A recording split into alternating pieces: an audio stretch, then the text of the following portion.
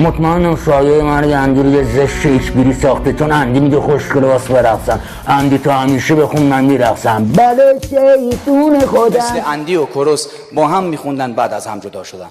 ای دختر صحرا. غلط کردم. به غلط کردنم راضی نمیشم.